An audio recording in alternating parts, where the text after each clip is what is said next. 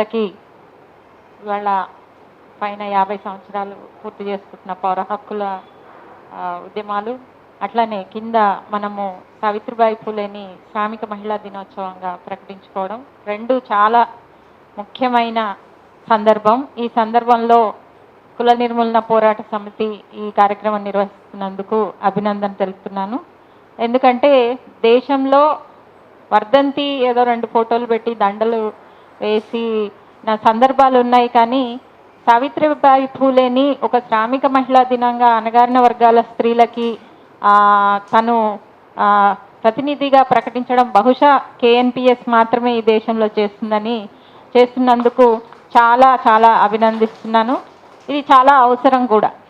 2 రోజుల క్రితము శ్రామిక మహిళా దినోత్సవంగా విమెన్స్ డేని నిర్వహించుకున్నాము. అంతర్జాతీయ మహిళా దినోత్సవంగా అది చివరికి ఎట్లా అయిపోయిందంటే ముగ్గుల పోటీలు, అందాల పోటీలు, తర్వాత ఫ్యాన్సీ డ్రెస్ కాంపిటీషన్లు, ఫ్యాషన్ పరేడు, వంటలు, చాలా బాగా అనిపించింది. ఎందుకంటే అది నిజంగా జరుపుకోవాల్సింది శ్రామిక మహిళలు. ఈ శ్రామిక మహిళలు ఎక్కడ కూడా లేకపోవడం ఒకటైతే, భారతదేశంలో అంతర్జాతీయ మహిళా దినోత్సవం జరుపుకోక ముందు నుంచే సావిత్రిబాయి ఫూలే అంతకంటే ముందు నుంచి కూడా మహిళల కోసం పోరాడిన చరిత్రలు ఇక్కడ ఉన్నాయి. ఈ చరిత్రల్ని మరుగునపరిచి మనం 19 సంవత్సరం తర్వాత అంతర్జాతీయ మహిళా దినోత్సవాన్ని ముందుకు తీసుకుంటూ అక్కడి నుంచి జరుపుకుంటున్నాము. అది బహుశా నేను ఎప్పుడు అనుకునేది ఏంటంటే, సావిత్రిబాయి ఫూలే కనుక ఒక బ్రాహ్మణ స్త్రీ అయి ఉండింటే, ఒక ఆధిపత్య కుల స్త్రీ అయి ఉండుంటే ఎంత పెద్ద స్థానంలో ఉంచేవాళ్ళేమో అని ఒకటి.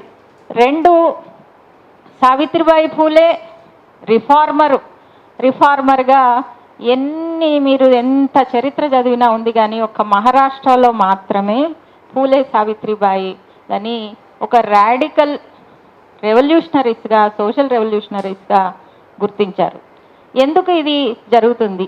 సావిత్రిబాయి ఫూలే అంటే, అంబేద్కర్ అంటే, ఫూలే అంటే బళ్ళు పెట్టించను, గుళ్ళకి వ్యతిరేకంగా చేశాను, లేకపోతే విధవరాళ్ళకి పెళ్ళిళ్ళు చేశానని ఒక చాలా చిన్నగా, నిజానికి ఈ రోజు కూడా ఒక వితంతు వివాహం చేయలేకపోతున్నాం, ఈ రోజు కూడా ఒక ఇంటర్ క్యాస్ట్ మ్యారేజ్ చేయలేకపోతున్నాం, ఈ రోజు కూడా వేరే పిల్లల్ని మనం దత్తత తీసుకోలేకపోతున్నాం, ఈ రోజు కూడా భర్త చనిపోతే భార్య ముందుండి తను అంత్యక్రియలు చేయడం చూడలేదు, ఎక్కడో 1-2 సందర్భాలు తప్పితే. కానీ ఈరోజు మనము ఒక చాలా క్లిష్ట సందర్భంలో ఉన్నాం. సనాతన ధర్మం అంటాడు ఒక ఆయన, రాజ్యాంగాన్ని రద్దు చేస్తామంటాడు ఇంకొక ఆయన, అసలు ఆడవాళ్ళు లేకుండానే ముందుకు పోతామంటాడు ఇంకొక ఆయన. నిన్ననే నేను ఫేస్బుక్లో పెట్టిన అంతర్జాతీయ మహిళా దినోత్సవం సందర్భంగా మోడీ గారు 100 రూపాయల గ్యాస్ సిలిండర్ ధర తగ్గింపు. అసలు గ్యాస్ సిలిండర్లకి ఆడవాళ్ళకి ఏంటండి సంబంధం? నాకు అర్థం కాదు. మేమే వండుకొని మేమే తింటామా? కూరగాయల ధరలకి ఆడవాళ్ళంటే వంటిల్లు, ఆడవాళ్ళంటే సిలిండర్లు, ఆడవాళ్ళంటే ఉల్లిగడ్డ ధరలు పెరుగుతాయి, ఆడవాళ్ళంటే ఇంక వేరే లేదు. అట్లనే ఆడవాళ్ళంటే ఓటు బ్యాంకు. నిజానికి ఆడవాళ్ళు ఓటు బ్యాంక్ ఎందుకని నిన్న CMS వాళ్ళు కూడా మంచి చర్చ చేస్తున్నారు, నన్ను కూడా మాట్లాడమన్నారు. ఈ ఓటు బ్యాంక్ పరిస్థితి ఎందుకు వచ్చింది ఆడవాళ్ళకి అంటే, అసలు ఆడవాళ్ళకి మీకేం కావాలి అని ఎవరు చెప్పిండ్రు? సావిత్రిబాయి ఫూలే చరిత్రలు మన శ్రామిక కులాల్లో ఎంతమందిని మన పిల్లలకి చెబుతున్నాం మనం? ఏ ప్రైవేట్ స్కూల్లో కూడా మీకు సరస్వతి బొమ్మ కనపడుతుంది, కాకపోతే సావిత్రిబాయి బొమ్మ కనపడదు. ఈ నార్త్ ఇండియాలో మొన్న రిపబ్లిక్ డే రోజు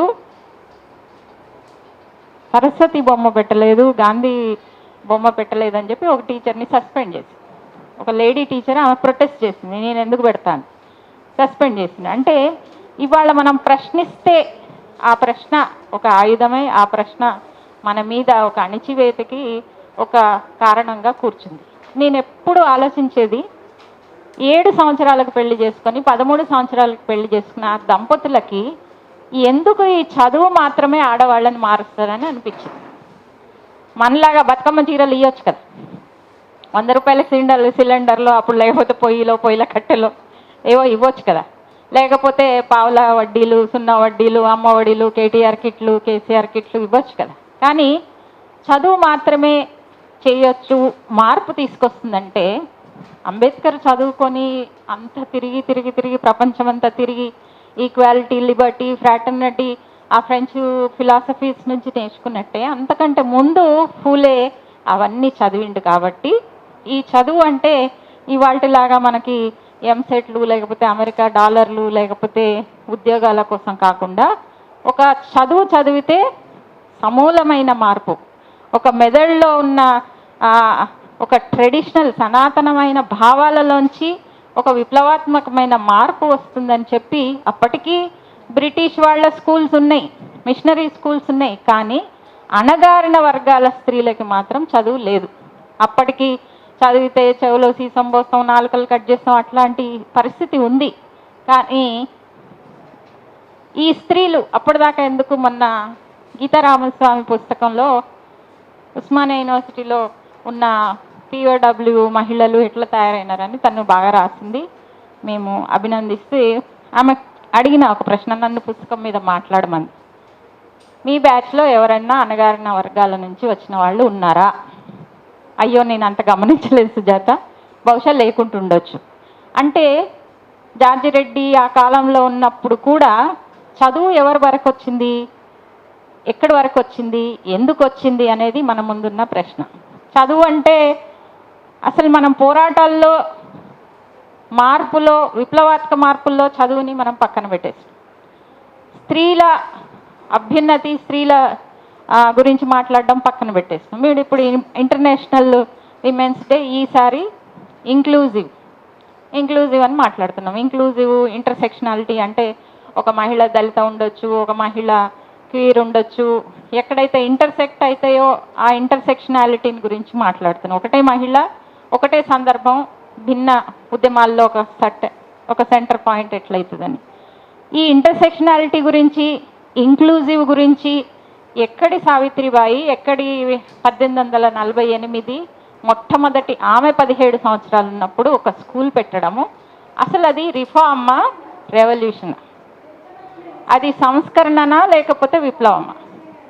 ఖచ్చితంగా ఇప్పుడు చేయలేని పని. ఇప్పుడు అంటారు, అబ్బా నేను ఇంట్లో వంట చేస్తే మా అమ్మ ఏమనుకుంటుందో, పక్కింటి వాళ్ళు ఏమనుకుంటారో, నేను కట్టం తీసుకోకపోతే నాకేమన్నా జబ్బులు ఉన్నాయని అనుకుంటున్నారో, రకరకాల కారణాలు చెప్పుకుంటున్నారు మన వాళ్ళు ఏదైనా పని చేయమంటే. కానీ అప్పుడు వాళ్ళని ఇంట్లోంచి వెళ్ళగొట్టినారు, వాళ్ళకి చాలా అవమానాలు ఎదురైనాయి, వాళ్ళు నిలబడ్డారు.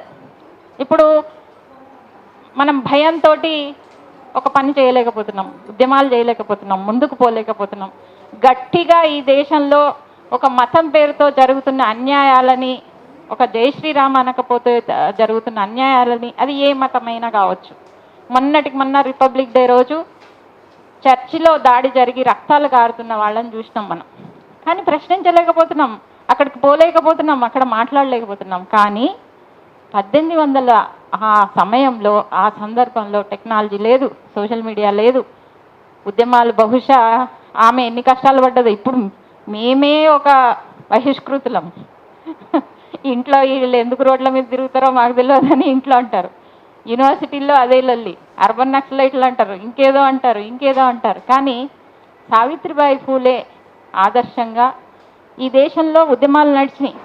ఈ దేశంలో ఇంకొక చాలా ఇంట్రెస్టింగ్ కోఇన్సిడెన్స్, 1848లో కార్ల్ మార్క్స్ మేనిఫెస్టో రాస్తే అదే సందర్భంలో వీళ్ళు స్కూల్ పెట్టినారు. అక్కడ ఎకనామిక్ ఈక్వాలిటీ గురించి జరిగిన సందర్భంలోనే భారతదేశంలో సోషల్ రెవల్యూషన్ గురించి ఒక మొదటి అడుగు పడింది. ఆ అడుగుని భారతదేశ చరిత్రకారులు ఎప్పుడు ప్రతి సంవత్సరం మొత్తుకునేది, ఈ చరిత్రకారులు అణగారిన వర్గాల నుంచి రాలేదు కాబట్టి ఈ పోరాటాలు లేవు. పాపం ఆయన అన్నాడు, సౌత్ ఏషియా పోరాటాలు, సౌత్ ఏషియా కాంటెక్స్ట్ చాలా భిన్నంగా ఉంటుంది, ఇక్కడ కులం ఉంది, మతం ఉంది, మనము ఏ పోరాటాలు చేస్తున్నామో ఆ పోరాటాలు ఈ దేశాలకి అన్వయించి చేయాల్సిన పరిస్థితి ఉందని ఆయన చెప్పిండు. ఊషా గారు తర్వాత చాలా ఇండియాలో చాలామంది ఈ విషయం చెప్పిండ్రు. ఆయన కోట్ చేసింది కూడా కోట్ చేసింది. కానీ మనము సోషల్ రియాలిటీ, ఈ దేశంలో కులం ఉంది, మతం ఉంది, జెండర్ వివక్ష ఉంది, మైనారిటీల పట్ల వివక్ష ఉందనేది మర్చిపోయి మనం కేవలం వర్గ పోరాటంలో బాట ఎత్తుకున్నాం. అది తప్పేం కాదు. కాకపోతే వర్గంలో కులం కలిసి ఉందన్న అంబేద్కర్ని పట్టించుకోలేదు మనం. ఇదే హైదరాబాద్లో టాప్ బిజినెస్ మెన్లు ఇదే భారతదేశంలో ఎవరున్నారంటే ఓన్లీ ఆధిపత్య కులాల వాళ్ళు ఉన్నారు. 1% ఏమో, అది కూడా మనం ఎంత కంపేర్ చేసుకున్నా 100 కోట్ల ఎస్సీలో, బీసీలో, ఎస్టీలో ఉండవచ్చు. కానీ అది చాలా మైన్యూట్, 0.1. అంటే దాని అర్థం ఏంది? కులం చాలా స్పష్టంగా ఈ దేశంలో వర్గాన్ని ఎన్క్యాప్చర్ చేసుకుంది. కాబట్టి ఈ కులాన్ని అడ్రస్ చేసుకుంటూ వర్గాన్ని అడ్రస్ చేసుకుందాం అనేది మర్చిపోయినాం. అట్లనే ఈ కులంలో జెండర్ వివక్ష చాలా దాగుంది. కాబట్టి ఇందాక అన్న జోగిని వ్యవస్థ రూపుమాపాలి అన్నాడు. ఇప్పుడు ప్రభుత్వ రికార్డులు తీసుకుంటే దేవదాసులు లేరు, జోగినీలు లేరు. కానీ నాకు ఈ మధ్య బెంగళూరులో ఒక అమ్మాయి కలిసి, మేడం మేము జోగినీలు అని చాలా బహిరంగంగా తీసుకెళ్ళి అదేంటి పూజ చేసి డిక్లేర్ చేసి ఆమెని దేవుడికి పెళ్ళిళ్ళు చేయట్లేదు, కానీ ఖచ్చితంగా మా పిల్లల్ని తీసుకెళ్ళి వేరే వ్యభిచార గృహాలకు అమ్ముతున్నాము. అది ఇంకా పకడ్బందీగా నడుస్తుంది, కాకపోతే వేరే రూపంలో నడుస్తుంది. సో వేరే రూపంలో నడుస్తుంది అనగానే మా ఎన్జిఓలు అందరూ ఏం చేస్తారు, జోగిని లేదు, ఏం లేదు, ఇంకా వెట్టి చాకిరి లేదు, ఇంకా బానిసత్వం లేదు, చైల్డ్ లేబర్ లేదు అంటారు. మీకు వెట్టి చాకిరి కావాలన్నా, బానిసత్వం కావాలన్నా, ఏ రకమైన ఎక్స్ప్లాయిటేషన్ కావాలన్నా ఇటుక బట్టీల దగ్గరకు వచ్చి చూస్తే తెలుస్తుంది. ఈ రోజుకు కూడా 20-30 వేలు ఇచ్చి మొత్తం కుటుంబాన్ని తీసుకొని వచ్చి బానిసలన్నా అప్పుడప్పుడు అన్నం పెట్టి ఉంటారు, కాకపోతే బాగా చూసుకొని ఉంటారు. కానీ ఆ మహిళలు, ఆ కుటుంబాలు ఎవరంటే అదే జార్ఖండ్, అదే ఛత్తీస్గఢ్, అక్కడి నుంచి వచ్చే దళితులు, ఆదివాసీలు, కొద్దిగా ట్రైబల్స్. నిజానికి ఎప్పుడు సుదర్శన్ లేడు ఇక్కడ. కుమారస్వామి పౌర హక్కులు, అభినవ్, చాలా వరకు నేను కేసులు అయిన తర్వాత నేను ఎక్కువ పోవట్లేదు, చాలా వరకు ఆడపిల్లల మీద అత్యాచారం, అన్నం పెట్టకపోవడం, వాళ్ళకి టాయిలెట్స్ లేకపోవడం, పని గంటలైతే 8 గంటలు వాళ్ళకి ఎప్పుడూ లేవు, మినిమం 18 గంటలు, 20 గంటలు. ఇది మన కళ్ళ ముందు జరుగుతుంది. పెద్దపల్లిలో జరుగుతుంది, కరీంనగర్లో జరుగుతుంది, రంగారెడ్డి జిల్లాలో జరుగుతుంది. కానీ అక్కడ మనము గుర్తింపు లేని పోరాటాలకి వాళ్ళకి ఏజెన్సీ లేదు, ఎవరికి చెప్పుకోవాలి? అదో పెద్ద మాఫియా సర్కిల్ లాగా ఉంటుంది. చాలాసార్లు నేను కమిషనర్ తోటి కొట్లాట పెట్టుకున్నా, అరే మమ్మల్ని ఎందుకు పోనీయరు? అక్కడ లేబర్ ఆఫీసర్ ఉంటాడు, అక్కడ రెవెన్యూ ఆఫీసర్ ఉంటాడు, అక్కడ ఒక పోలీస్ ఆయన ఉంటాడు, అంతే. ఇక ఆ లేబర్ యూనియన్ ఆయన ఉంటాడు. బయటి వాళ్ళని ఎవరిని పోనీయరు, ఆ నోరెత్తని ఎవరో ఒకళ్ళిద్దరు ఎన్జిఓలని లోపలికి పోనిస్తారు. అంటే ఇన్ని సంవత్సరాల తర్వాత అప్పటి పరిస్థితికి ఇప్పటి పరిస్థితికి తేడా ఉందా? ఇప్పుడు మా యూనివర్సిటీలలో 76% మహిళలు నమోదైనారు. 76%. మొత్తం తెలంగాణలో 70% పైన యూనివర్సిటీ ఉన్నత విద్యలో నమోదవుతున్నారు. ఇది చాలా మంచి పరిణామం. కానీ ఎక్కువ చదువుకుంటే పెళ్ళిళ్ళు అవుతలేవు, ఎక్కువ చదువుకుంటే కట్నాలు ఎక్కువ కింది వాళ్ళు చేసుకుంటలేరు, ఎక్కువ చదువుకుంటే అమ్మాయి ఉద్యోగం చేస్తే ఆర్థికంగా నిలబడగలుగుతుంది. కానీ అమ్మ ఇది ఓకే, నా బిడ్డ ధైర్యంగా ఇంజనీరింగ్ చదువుతుంది. నేనే బహుశా కోవిడ్ సమయం నుంచి ప్రతి సంవత్సరం ఒక 15-20 మంది ఆడపిల్లల్ని బయటికి పంపిస్తున్నాం అంటే ఎన్ఐటీలు, ఐఐటీలు, తర్వాత డాక్టర్స్, మెడిసిన్స్, నర్సింగ్ అందరికీ చూపిస్తున్నాం, పంపిస్తున్నాం. అంటే నేను చాలా సంవత్సరాల తర్వాత భూమి పోరాటాలు, ఎస్సీజెడ్ పోరాటాలు, మైనింగ్ పోరాటాలు, రకరకాల కుల నిర్మూలన పోరాటాల తర్వాత మళ్ళీ నేను కూడా చదువు దగ్గరకు వచ్చి ఆగిన. ఎందుకు ఆగినంటే అంతో కొంత చదువు వచ్చింది కాబట్టి నేను మాట్లాడగలుగుతున్నాను, అంతో కొంత చదువు వచ్చింది కాబట్టే ఇక్కడ అందరం కూర్చోగలుగుతున్నాం. రేపు కనీసం నేను అణచివేతకు గురై కాబడుతున్నా అని ఆడపిల్లలకు తెలిస్తే తన కాళ్ళ మీద తను నిలబడే పరిస్థితి వస్తుంది. ఇప్పుడు ఎందుకు ఇటుకబట్టి వ్యవస్థలో బానిసత్వం జరుగుతుందంటే అసలు ఒక జనరేషన్స్లో స్కూల్ ఎన్రోల్మెంట్ లేదు వాళ్ళకి. నేను ఇక్కడ హైదరాబాద్ బస్తీలో పనిచేస్తున్నా, పిట్టల బస్తీ ఉంది, చదువు అంటే తెలియదు వాళ్ళకి ఇప్పటికి కూడా.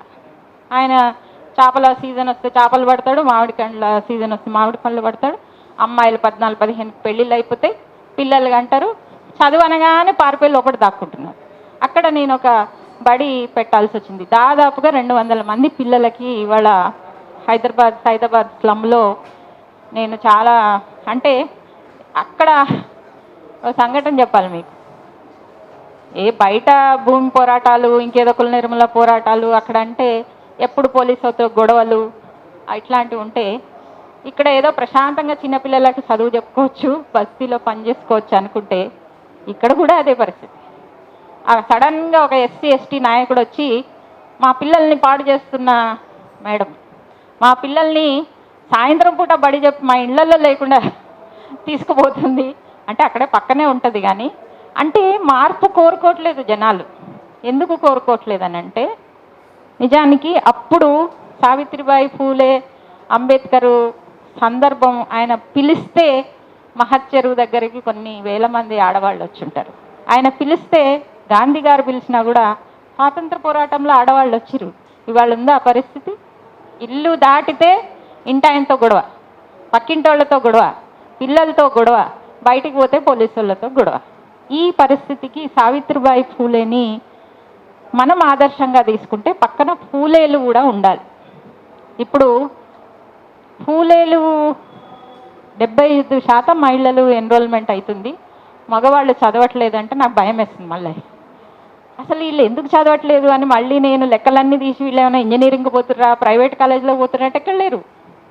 మళ్ళీ వాళ్ళు ఏదో చిన్న చిన్న ఉద్యోగాలు చేసుకుంటున్నారు. చాలా పోలీస్ స్టేషన్లో మేము డేటా తీస్తే ఎస్సీ పిల్లలు స్కూల్ కాలంలోనే లేచిపోతున్నారండి. ఎలోప్మెంట్ కేసెస్ ఎక్కువ ఉన్నాయి. ఎందుకు ఎక్కువ ఉన్నాయని మళ్ళీ డేటా తీస్తే అమ్మ పొద్దున 4 గంటలకి రోడ్లు ఊడవడానికి పోతుంది, 10 రూపాయలు బిడ్డ చేతిలో పెట్టి బడికి పోరా నాయన అంటది. సాధ్యమా? మనం డబ్బాలు కట్టి వంట చేసి బండి మీద ఎక్కించుకొని ఆటోలో తీసుకొని కారులో తీసుకొని అంటే దింపితేనే చదవడు వాడు. అంటే ఆ శ్రమని మనం గుర్తిస్తున్నామా? తలతలలాడే మొత్తం రోడ్ల గురించి మాట్లాడుతున్నాం తప్పితే ఆ స్త్రీ పొద్దున 4 గంటలకి మొన్న మేము మీటింగ్ పెట్టినాం బస్తీలో. ఏం చెప్పాలి మేడం, సికింద్రాబాద్ స్టేషన్ దగ్గర పోతే మొత్తం డ్రగ్స్ తీసుకొని ఉంటారు, తాగుబోతులు ఉంటారు. అక్కడ అరిస్తే కూడా మనిషి వినిపించుకునేవాడు ఉండడు. 5 గంటలకు మేము బయోమెట్రిక్ వేయకపోతే మాకు జీతం కట్టాయి. ఇది పరిస్థితి, శ్రామిక మహిళ పరిస్థితి. అట్లనే కుక్కలు కరుస్తాయి వాళ్ళకి. అట్లనే చాలాసార్లు ఊడుస్తుంటే వెనక నుంచి బస్సులో లారీలో వచ్చి కొట్టిన చచ్చిపోయిన సందర్భాలు ఉన్నాయి. ఈ శ్రామిక మహిళ ఇంత కష్టపడితే కోవిడ్ టైంలో ఒక్కరోజు కూడా ఆమెకు సెలవు తెలియదు, లాక్డౌన్ తెలియదు, ఇంట్లో కూర్చోవడం తెలియదు. మా మోడీ గారు వెంటనే పూలదండలు వేసి ఓ ఫోటో తీయించుకుంటాడు ఆయన, అది వేరే విషయం. మనము మన శ్రామిక మహిళల్ని గుర్తించడం అంటే వాళ్ళ శ్రమను గుర్తించాలి. నేను చాలాసార్లు ఇప్పుడు లేబరు వర్క్ మీద పనిచేసే రీసెర్చ్ వాళ్ళందరికీ వర్క్ అండ్ విమెన్ అక్కడ ఆగిపోతున్నారు. మీరు ఏ వర్క్ ఏ మహిళ చేస్తుంది, ఏ పని ఏ మహిళ చేస్తుంది? ఎంతమంది స్కావెంజింగ్ పని చేస్తున్నారు, ఎంతమంది బాత్రూమ్లు కడుగుతున్నారు, ఎంతమంది రోడ్లు ఊడుస్తున్నారు, ఎంతమంది మంత్రస్థాని పనులు చేస్తున్నారు? అంగన్వాడీ మహిళ అదేంటది ఆశా వర్కర్ల పరిస్థితి అయితే ఘోరం. ఎప్పుడో జీతాలు వస్తాయంట పాపం. అదే ఆ అంగన్వాడీలు ఆ ఇచ్చే గుడ్డు, ఆ కొద్ది ఏదో పిండి పదార్థాలు అవేవో సపోర్టు ఆ గర్భిణీ స్త్రీకి చాలా అవసరం. సో నేను మన వాళ్ళకి చెప్పదలుచుకుంది ఏంటంటే, వర్గం గురించి ఎక్కువ చదువుకున్నాం కదా, వర్గ పోరాటాల గురించి ఎక్కువ నేర్చుకున్నాం కదా, శ్రామిక వర్గ కుల మహిళల పోరాటాల గురించి మళ్ళీ మనం సావిత్రిబాయి ఫూలే దృష్టితోటి చూడాలి. ఫూలే దంపతుల వాళ్ళు పనిచేసిన దృష్టితోటి చూడాలి. ఫూలే దంపతులు ఏ ఫ్రేమ్వర్క్ తీసుకున్నారు? చదువు అనే ఫ్రేమ్వర్క్ తీసుకున్నారు, సనాతన ధర్మాన్ని ప్రశ్నించడం అనే ఫ్రేమ్వర్క్ తీసుకున్నారు, సత్యశోధక సమాజాన్ని సత్యాన్ని అన్వేషించే కార్యక్రమంలో ఇంటర్ క్యాస్ట్ మ్యారేజ్ చేసిర్రు, వితంతు వివాహాలు చేసిర్రు, విడోల వదిలిపోయి అసలు సమాజంకే పట్టని పిల్లల్ని దత్తత తీసుకున్నారు. ఇట్లాంటి పని ఇప్పుడు ఎన్జిఓలు చేస్తున్నారు. ఏమవుతుంది పరిస్థితి? అందరూ ఎన్జిఓలను అనట్లేదు కానీ కోవిడ్ టైంలో 9 ఏళ్ల బాలికని ఓ రెడ్ ఆయన, దళిత బాలికని ఒక రెడ్ ఆయన కంటిన్యూస్గా రేప్ చేస్తే ఆ పిల్ల ఇంటికి పంపించారు. కోవిడ్ టైంలో అన్నీ బంద్ చేసారు కదా. అప్పుడు తెలిసింది ఇంట్లో వాళ్ళకి తల్లిదండ్రులు లేరు. పిన్నిలో ఎవరో చూసి అరే మా పిల్లకి ఏమవుతుంది మెదడు దెబ్బతిన్నదని చూస్తే నానా పెద్ద డ్రామాలు. ఆ ఎన్జిఓకి సంబంధించిన మనుషులు వాళ్ళంతా పెద్ద పెద్ద బ్రాహ్మణ స్త్రీలు 10 ఏళ్ల నుంచి ఉన్నవాళ్ళు. అసలు ఎన్జిఓలో అనాథాశ్రమాల్లో ఎన్ని నేరాలు ఘోరాలు నమోదవుతున్నాయి అనేది మళ్ళీ అదొక చర్చ అయితే. ఈ సమాజం మన పట్టని పిల్లల్ని నిజానికి మళ్ళీ వాళ్ళు లేకపోతే కూడా పరిస్థితి ఘోరంగా ఉంది. ఎవరు చదువు చెప్పాలి? ఇప్పుడు చాలామంది పాపం పిల్లలు మాకు సెలవులు వస్తున్నాయి మేము ఎక్కడికి పోవాలి, అమ్మ నాయన లేరు మేము ఎక్కడికి పోవాలని అడుగుతున్నారు. అప్పు సొప్పో చేసి ఒక పెద్ద షెడ్ వేసి బస్తీలో ఆ ఒక్క టైంలోనే పిల్లలు తాగుడుకు అలవాటు పడుతున్నారు. హాస్టల్లో నుంచి ఇళ్ళలోకి వస్తారు. ఆ ఒక్క సమయంలోనే ఈ 2 నెలల సమయంలోనే గొడవలు, ప్రేమలు, లేచిపోవడాలు, డ్రగ్స్కి అలవాటు అయిపోతున్నారు. ఇవాళ 2 రోజుల నుంచి మన హైదరాబాద్ కమిషనర్ గారు డ్రగ్స్ కిరాణా షాపుల్లోకి కూడా వచ్చేసినాయి, డ్రగ్స్ లేని సిటీ కావాలని మాట్లాడుతున్నారు. అంటే ఈడి దాకా వస్తుంటే మనం ఏం చేస్తున్నాం? ఏ కిరాణా షాప్కి వస్తున్నాయి? బస్తీలలో వస్తున్నాయి, చాక్లెట్ రూపంలో వస్తున్నాయి, పాను రూపంలో వస్తున్నాయి.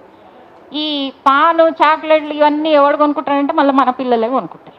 ఇది ఎంత ఒక పెద్ద ర్యాకెట్ నడుస్తుందంటే ఒకవైపు వాళ్ళకి డబ్బు కావాలి. నిన్న ఒక ఆయన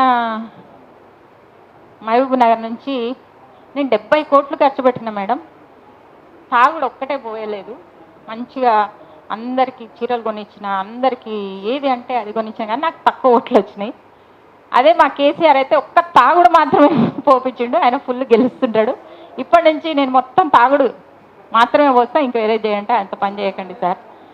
ఆయన ఎంత బాగా చెప్పిండంటే ఆయన చెప్తాడంట, ఈ దళితులు నాకు చాలా అవసరం. ఎందుకు అవసరం? ఒక 6 నెలలు వాళ్ళకి దాగిపుచ్చండి, 6 నెలలు మీరు ఖర్చు పెడతారు, కానీ 6 నెలల తర్వాత వాళ్ళే మనకు ఆదాయం ఇస్తారు. ఎందుకంటే వాడు అప్పటికి అలవాటు అయిపోతాడు. ఇప్పుడు సారా మీదనే ఆదాయం నడుస్తుంది. ఈ తాగుడు తాగించుడు బాగానే ఉంది, కానీ ఆ కుటుంబాల పిల్లల పరిస్థితి, ఆ కుటుంబాలలో స్త్రీల పరిస్థితి, అసలు సారా ఉద్యమాలు సారా గురించి మాట్లాడడం అనేది జరుగుతుందా? ఎక్కడన్నా చేస్తున్నామా? చేయట్లేదు.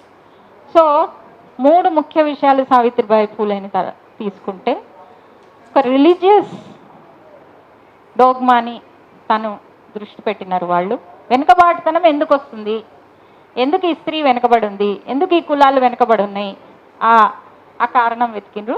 ఆ సత్యశోధక సమాజం సనాతన ధర్మం మీద పనిచేసింది. 2 చదువు ఇస్తే ఈ అణగారిన స్త్రీలకి అంబేద్కర్ అట్లనే రిజర్వేషన్లు పెట్టిండు, చాలా స్కూల్స్, హాస్టల్స్, పత్రికలు, లైబ్రరీలు పెట్టిండు. మనం ఏమన్నా లైబ్రరీలు ఆలోచించినామా? పత్రికల గురించి ఆలోచించినామా? అసలు పిల్లలకి ప్రైవేట్ స్కూళ్ళల్లో విద్యార్థి సంఘాలు ఉండవు, అసలు ఇవన్నీ మాట్లాడాలి ఉండవు, ఏం మాట్లాడద్దు. చదువు, మార్కులు, వాడు రేపు ఎంసెట్ పోతాడా, ఇంకే ఐఐటికి పోతాడా, ఈ 3 తప్పితే మాట్లాడేది ఉండదు. కాబట్టి ఇదివరకు చాలా పెద్ద పాత్రని విద్యార్థి సంఘాలు పోషించినాయి, ప్రజా సంఘాలు పోషించినాయి. కానీ ఇప్పుడు మనకు అన్ని గడ్డు రోజులే. ఎటు చూసినా రోడ్డు బ్లాక్స్, ఎటు చూసినా బంద్ అయిపోయి దిగ్బంధించబడి ఉన్న ఈ సందర్భంలో సావిత్రిబాయి పూలే తన దార్శనికత చాలా చాలా ముఖ్యం. నిజంగా కూడా కేఎన్పిఎస్కి నేను అభినందనలు తెలుపుతున్నా. విమెన్స్ డేని శ్రామిక మహిళా దినోత్సవంగా ఖచ్చితంగా ఒక ఐకాన్ని ముందు పెట్టి గుర్తిస్తున్నారు మీరు. కానీ మిత్రులారా, అంటే దుఃఖం తన్నుకుంటూ వస్తుంటుంది, కోపం తన్నుకుంటూ వస్తుంది. ఎందుకు మా మహిళలు ప్రతి ఉమెన్స్ డేకి, మహిళా సావిత్రిబాయి పూలే దినోత్సవంకి వెనకపోతున్నాం తప్పితే ముందుకు ఎందుకు పోవట్లేదు? అబ్బా మా వాళ్ళు ఇదే మీటింగు మా యూనివర్సిటీలో అయితే మహిళలు చాలా ముందుకు పోతున్నారు, 75% మంది ఎన్రోల్మెంట్ చేస్తున్నారు, బాగుంది. తర్వాత ఈ 75% మంది మహిళలు నిజంగా తమ హక్కులను అనుభవిస్తున్నారా? నిజంగా అభివృద్ధిలో ఉన్నారా? వాళ్ళకి రక్షణ ఉందా? వాళ్ళకి న్యూట్రిషన్ ఫుడ్ ఉందా? కనీసం వాళ్ళు ఇంట్లో స్వాతంత్రంగా ఉన్నారా అన్న విషయం ఎవరు పట్టించుకోరు. కాబట్టి మనము పోరాటాల నుంచి వచ్చిన కేఎన్పిఎస్, ఇక్కడికి వచ్చిన మిత్ర బృందాలందరూ కూడా, నిన్న కూడా చెప్పిన, 3 రోజుల నుంచి చెప్తున్నా, మళ్ళా కల్చరల్ రెవల్యూషన్ వైపు పోవాలి. మళ్ళీ కట్న కానుకలు, ఇంట్లో గృహహింసలు, ఈ పిల్లలు కనీసం అవేవి చెయ్యకున్నా ఒక పిల్ల కనపడితే తీసుకుపోయి హాస్టల్లో పడేసేయాలి. ఒక పిల్లోడు కనపడితే, అంటే ఆడపిల్లల్ని చదివిస్తారు, మగపిల్లల్ని చదివియరా? మగపిల్లల్ని చదివియకపోతే ఇంకా ఘోరం. నేను బస్తీలో చూస్తున్నా, మీకు 40 ఏళ్ళ పైపడి మగవాళ్ళు కనపడరు. ఆయన తాగి తాగి బెడ్ రీడన్ అయినా అయి ఉంటాడు, జబ్బులన్నీ వచ్చి ఉంటాయి, చచ్చిపోయినా ఉంటాడు. సింగిల్ మహిళలు అయితే ఈ శ్రామిక వర్గ మహిళల్లో, ఎస్సీ ఎస్టీ బీసీ మహిళల్లో ఒక అమ్మాయి పిహెచ్డి చేస్తుంది కాకతీయ యూనివర్సిటీలో. వరంగల్లో తండాకి తండా మొత్తం మీద భర్తలు లేని వాళ్ళు, ఒక తండా మొత్తం ఒక ఊరు, ఏ మందు సారా కళ్ళు ఏదో అయ్యి ఉంటుంది. అంటే ఎంత పరిస్థితి మనం బాగు చేయాలనంటే ఎక్కడి నుంచి మొదలు పెట్టాలనే పరిస్థితి మనకుంది. కాబట్టి కనీసం ఒక చదువుని, ఒక విలువలతో కూడిన చదువుని చదువుదామని అంటే ప్రైవేట్ స్కూళ్ళు, అసలు కొన్ని చోట్ల 10th అయిపోయి పిల్లలు కనపడుతారు. ఎందుకు చదువుతలేరు అని అంటే ఇంటర్మీడియట్ కాలేజ్ లేదు, ఇంటర్ అన్ని నారాయణాలు చైతన్యాలు, ఆ లక్షలు వేలు ఫీజులు కట్టలేరు. కాబట్టి 10th ఆపేస్తున్నారు. మన పోరాటాలని సావిత్రిబాయి ఫూలే దృక్పథంతో, వాళ్ళు ఆచరించిన విధానాలతోటి అంత కాకపోయినా కొంతలో కనుక మనం ముందుకు పోతే మనం పోరాటాలని కొద్దిగానైనా న్యాయబద్ధంగా మహిళలకి కొద్దిగా ఊపిరి సలుపుకునేంత చేయొచ్చు. అట్లనే ఏదో గద్దరన్న గోరెటెంకన్న పాటలాగా పరిస్థితి ఏంటంటే ఈ చదువు లేని చదువు రాని మిడిమిడి జ్ఞానం తాగుబోతులను తయారు చేసి అటు తీసుకుపోతారు. అక్కడ మనోళ్ళే వాళ్ళని మంచివాళ్ళుగా ఉండి ఏదన్నా చేద్దామా అనంటే ఇక్కడ నిర్బంధాలు, ఇక్కడ కేసులు ఇలాంటివి. ఈ ఇద్దరు కాక మనలాంటి ప్రజా సంఘాల్లో మొత్తమే బ్యాన్ అంటది ప్రభుత్వం. అంటే అన్ని చోట్ల కూడా మనకి గడ్డు పరిస్థితులు ఉన్న సందర్భం, చాలా క్లిష్టమైన సందర్భం, రాజ్యాంగం సంక్షోభంలో పడే సందర్భం, ఒక దేవుణ్ణి ముందు పెట్టి ప్రజల్ని విడగొడుతున్న సందర్భం, సోషల్ మీడియాని అడ్డు పెట్టుకొని ఇప్పుడు ఒక్క క్లిక్ చేస్తే 30,000 మందికి ఒక ఫాల్స్ మీడియా వెళ్ళిపోతుంది. ఒక వర్గాన్ని తిడుతూ, ఒక కులాన్ని తిడుతూ, ఒక దేవుణ్ణి తిడుతూ, ఇంకా మనకేముంది అదే పెద్దగా అనుకొని కనీసము ఫార్వర్డ్ చేసేటప్పుడు ఇది నిజమా అబద్ధమా అని కూడా చూడము, నిజమే అనుకొని ఫార్వర్డ్ చేస్తూ ఉంటాము. కాబట్టి చాలా చాలా ఇట్లా ఇన్ని వైపులా కళ్ళు పెట్టుకొని అంత జ్ఞానం మనం సంపాదించుకుంటూ మన చుట్టూ కూడా జ్ఞానం ఇవ్వాల్సిన సందర్భం ఉంది. మరి నాకు ఈ అవకాశాన్ని ఇచ్చి నాకు KNPS ఇప్పటికి కూడా అన్ని నిర్బంధాల నడుమ ఎక్కడ కులం పేరు మీద అట్రాసిటీస్ జరిగినా వెళ్తూ ఉండి అందరికీ అభినందనలు చెప్తూ నాకు అవకాశం ఇచ్చిన అల్వేలు మరి మిత్రులందరికీ కూడా ధన్యవాదాలు. జై హింద్.